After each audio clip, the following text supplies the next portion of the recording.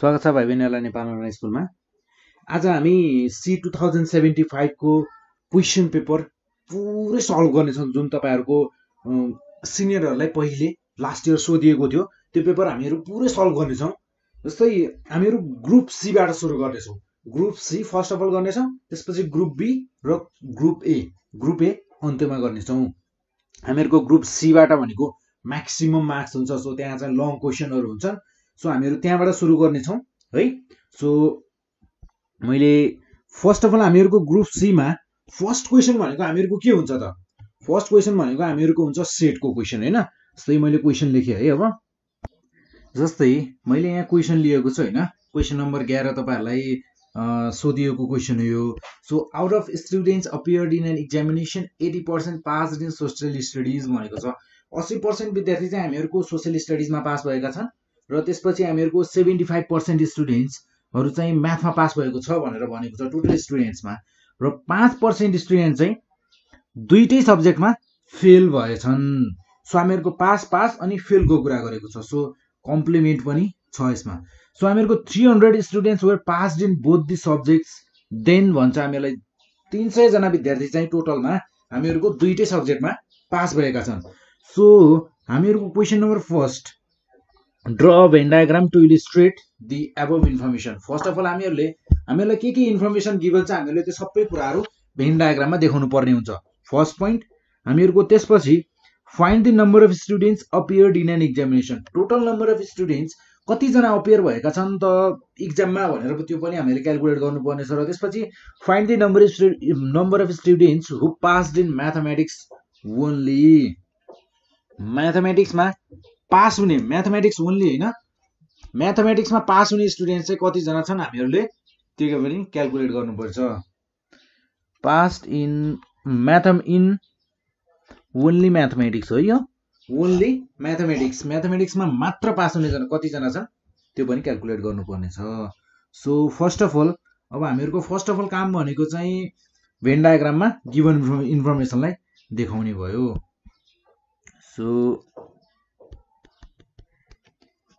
So यहाँ हामीहरु सुरु गर्छौं है। क्वेशनलाई कसरी सुरु गरौँ त भने, here let S and S social studies र एस एन्ड एम भने मैले let S and M be the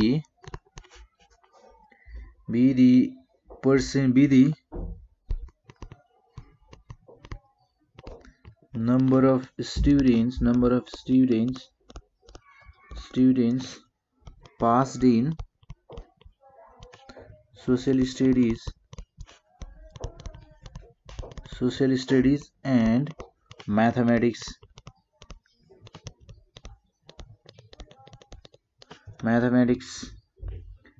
respectively भने मैले respectively. So then let x be the total number of students,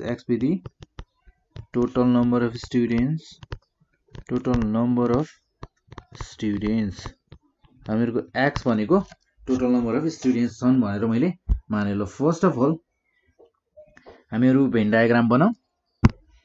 so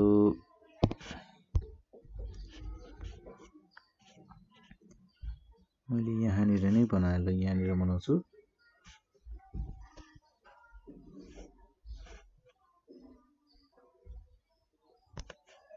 यो भयो हामीको रेक्टेंगुलर। सो हामीलाई यहाँ चाहिन्छ दुईटा सर्कल।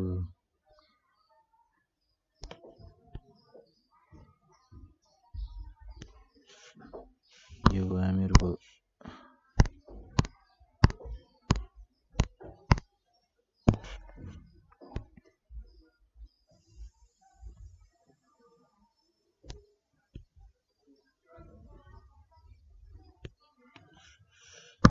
देन मैले यसलाई भने यहाँ यसरी यु लेखे।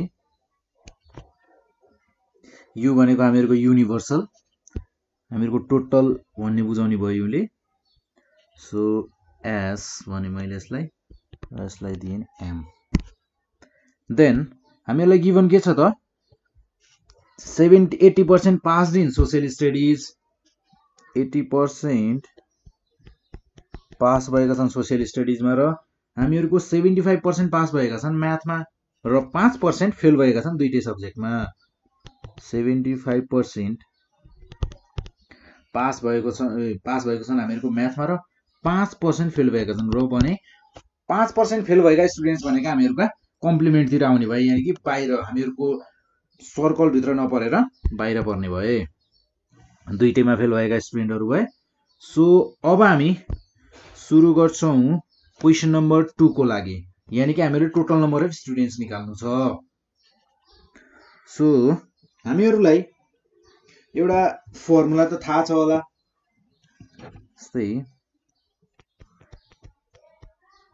नाउ n हामीहरुलाई गिभन के छ त हामीहरुलाई गिभन भनेको ns छ 80% र त्यसैगरी nm छ हामीहरुसँग nm छ 75% र त्यसैगरी ns युनियन m को कम्प्लिमेन्ट भनेको छ हामीहरुसँग 5% यो छ हामीहरुसँग 5% यो छ हामीहरुसँग 5% देन हामीहरुको टोटल यानी कि युनिभर्सल टोटल भनेको हामीहरुको टोटल पर्सेन्टेज कति हुन्छ टोटल जहिले पनि हामीहरुको 100% हुन्छ यो कुरा हामीहरुले थाहा पाउनु पर्ने हुन्छ देन हामीहरुको nu लाई हामीहरुले पर्सेन्टेजमा लेख्ने हो भने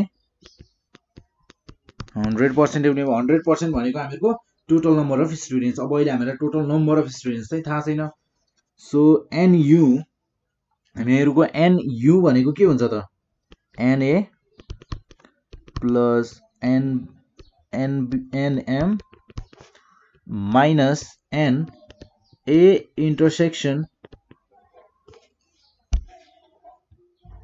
s इंटरसेक्शन m हुने भयो यसमा s इंटरसेक्शन m र त्यसैगरी plus n s union m को कम्प्लिमेन्ट पनि हुने भयो हैन देन अब हामीहरुसँग यहाँ नभएको भनेको हामीहरुसँग n इंटरसेक्शन m छैन यानी कि हामीहरुको दुईटैमा साइन्समा र म्याथ सोशल स्टडीजमा र म्याथमा पास हुने कति जना स्टुडेन्ट्स छन् हामीहरुलाई थाहा छैन फर्स्ट अफ अल हामी त्यो निकाल्छौं कति पर्सेन्टेज पास भएका छन् त्यो निकाल्छौं दुईटै सब्जेक्टमा कति पर्सेन्टेज पास भएका छन् भनेका छन् त्यो क्याल्कुलेट गर्छौं 100% छ यसमा र na भनेको हामीहरुसँग छ na लेखेछु फेरि यसमा n ए होइन यो भनेको ns भनेको हामीहरुसँग छ 80% सो nm भनेको छ हामीहरुसँग 75% त्यसैगरी यो हामीहरुले क्याल्कुलेट गर्नुपर्ने छ यो हामीले यहाँबाट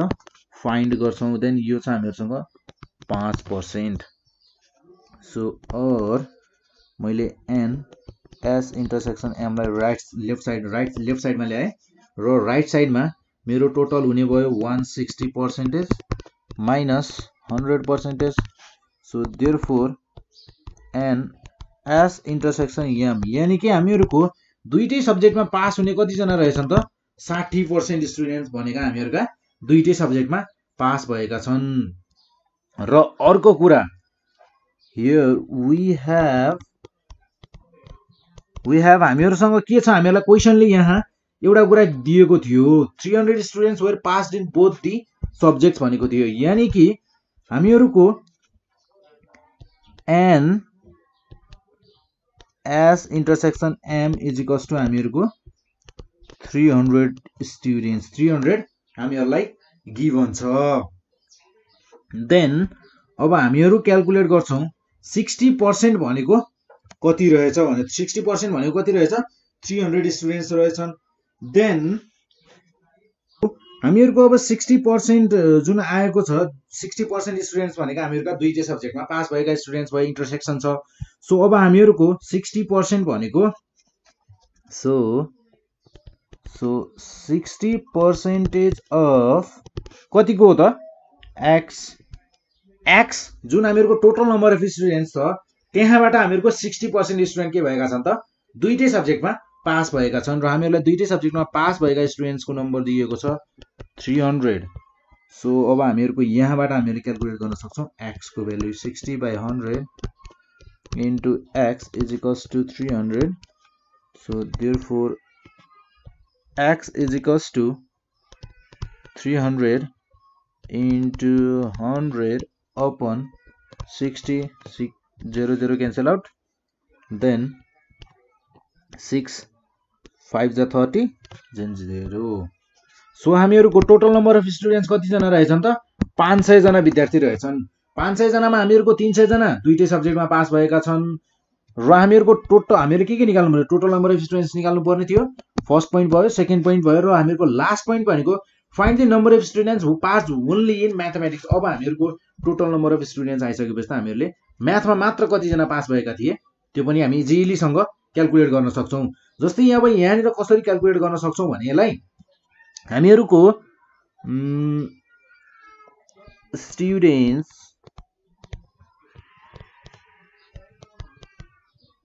passed in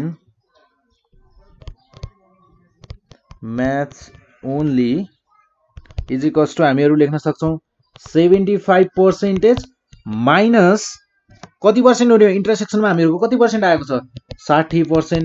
सो हामीहरूको म्याथमा मात्र पास हुने भनेका 15% विद्यार्थी रहेछन्। म्याथमा मात्र पास हुने भनेका हामीहरूका 15% रहेछन्। सो अब 15% अफ के को त हामीहरूको टोटल नम्बर अफ स्टुडेन्ट्स भनेका कति छन् हामीहरूको टोटल नम्बर अफ स्टुडेन्ट्स भनेका 500। So 15%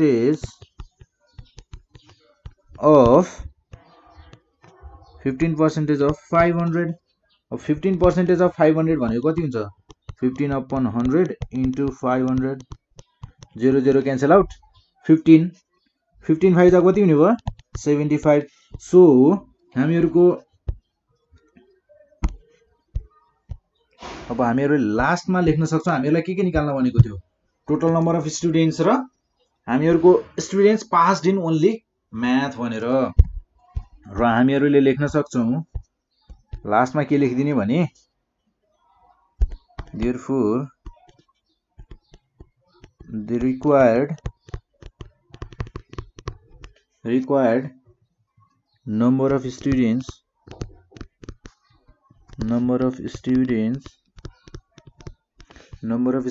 appeared in an examination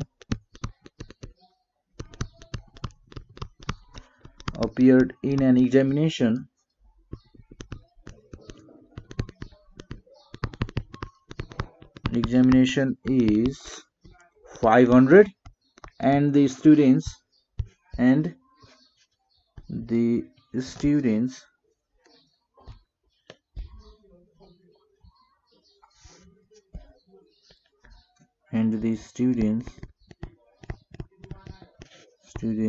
who passed only mathematics is 75। 75 जनाले म्याथमेटिक्स मात्र पास गरे र 500 जनाले के गरे त 500 जना हामीहरूका टोटल विद्यार्थी रहेछन् जसले एक्जाममा पार्टिसिपेट गरेका थिए। र यो भयो हामीहरूको क्वेशन नम्बर 11। तपाईहरुले क्वेशन नम्बर 11 यसरी गर्न सक्नुहुन्छ। मजाले पहिले कुरा गिवन कुराहरु के कुराहरु छ यसलाई लेख्ने र अझ यसलाई तपाईहरुले राम्रो बनाउन सक्नुहुन्छ। कसरी राम्रो बनाउन सक्नुहुन्छ भने तपाईहरुले टक्क पारेर यो जुन फिगर छ भेन डायग्राम छ यसलाई अलि यतापट्टि लेख्ने अनि हामीहरुको जुन यो गिवन कुराहरु छ